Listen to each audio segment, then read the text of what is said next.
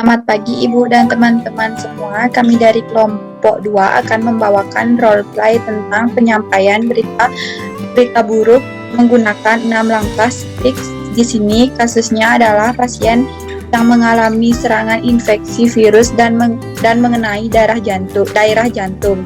Berikut nama dan peran di kelompok kami. Yang pertama ada saya sendiri sebagai moderator, yang kedua ada Alit Widiani sebagai narator 1, yang ketiga ada Esa Anika sebagai narator 2, yang keempat ada Lili Darmayanti sebagai dokter 1, yang kelima ada Salma sebagai dokter 2, yang keenam ada Ririn sebagai Ibu Markus, yang ketujuh ada Ayu Dewinta sebagai Ibu Markus, yang ke-8 ada Diana sebagai perawat 1, yang ke-9 ada Ita sebagai perawat 2. Selamat menyaksikan. Markus umur 9 tahun masuk ICU dengan keluhan sakit dada. Saat diperiksa oleh tim medis, ditemukan bahwa irama jantung Markus benar-benar kacau dan rusak. Bisa dikatakan ini hampir seperti serangan jantung yang bisa merenggut nyawa Markus kapan saja. Aliran darah Markus tidak baik sehingga Markus diawasi oleh tim medis sepanjang waktu. Setelah pemeriksaan oleh dokter menemukan apa yang menjadi masalah utama pada Markus dan dokter menyampaikan ke Ibu Markus. Selamat siang Bu, apakah benar Ibu adalah ibunya Markus? Siang dok, iya saya ibunya Markus. Bagaimana dengan Markus dok? Baik Bu, mari ikut saya ke ruangan saya ya Bu ya. Dokter mengajak Ibu Markus ke ruangannya untuk menyampaikan berita tentang kondisi Markus. Agar penyampaian berita bisa lebih nyaman dan privasi, tetap terjaga selepas berita itu baik ataupun buruk. Silahkan duduk Bu. Terima kasih dok. Sebenarnya apa yang terjadi dengan anak saya ya dok? Sebelum itu, apakah Ibu ingin didampingi oleh keluarga atau orang terdekat Bu? Tidak dok, kebetulan saya hanya sendiri. Baik Bu, kalau begitu tunggu sebentar Bu ya. Saya akan meminta hasil pemeriksaan Markus ke perawat terlebih dahulu. Baik dok. Kemudian, dokter menelpon perawat untuk membawakan hasil pemeriksaan Markus ke ruangannya. Halo Suster Diana, bisa tolong bawakan hasil pemeriksaan pasien atas nama Markus yang berada di ruang ICU? Dokter, baik dok, saya bawakan kemana ya? Tolong bawakan ke ruangan saya ya, segera ya Sus. Baik dok. Sesampainya perawat di ruangan dokter.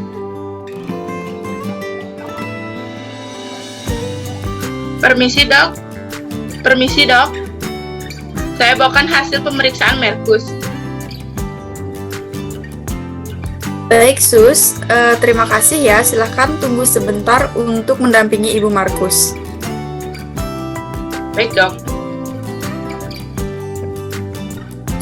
Baik Bu, sebelum itu bisa diceritakan sedikit apa gejala yang dialami anak Ibu sampai bisa masuk rumah sakit? Oh ya dok, sebelumnya sering mengeluh sakit dada dan sampai akhirnya dia pingsan dan dilarikan ke rumah sakit dok. Apakah Ibu tahu tentang penyakit anak Ibu?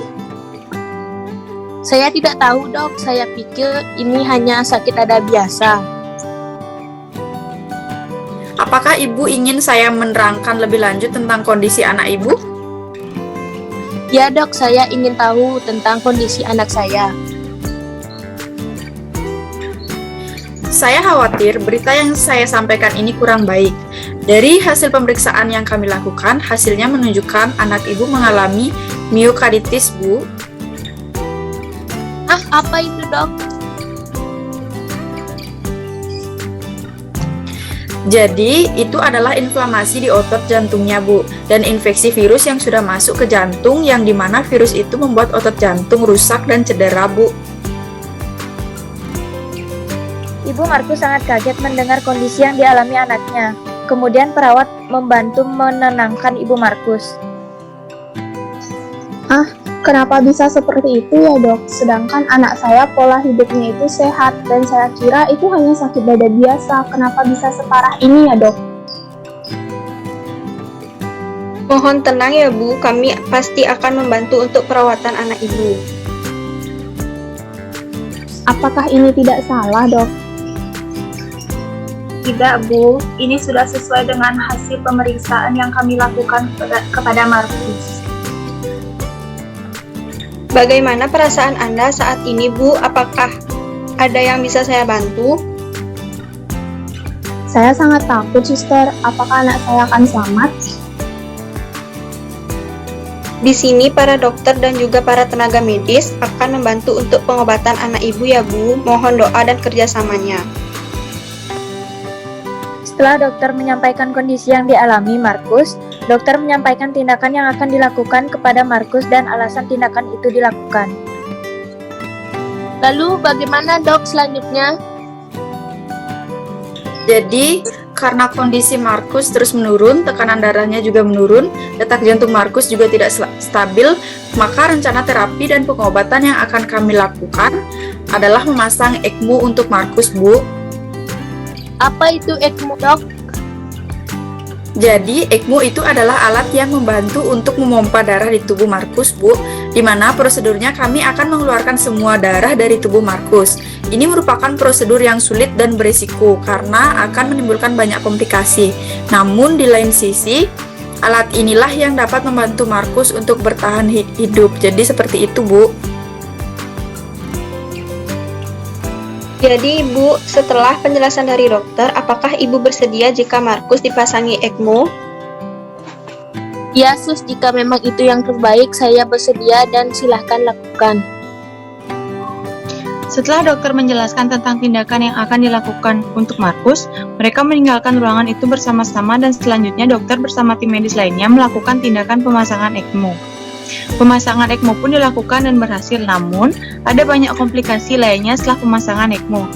Dokter pun memeriksa Markus dan setelah diperiksa dan dicek denyut nadinya Markus terasa, namun sangat lemah.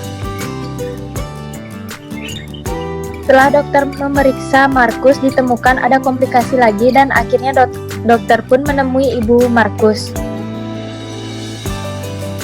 Perawat Diana, tolong panggilkan Ibu Markus dan ajak untuk ke ruangan saya ya. Baik, Dok. Lalu perawat pun mendekati ibu Markus dan mengajaknya ke ruangan dokter.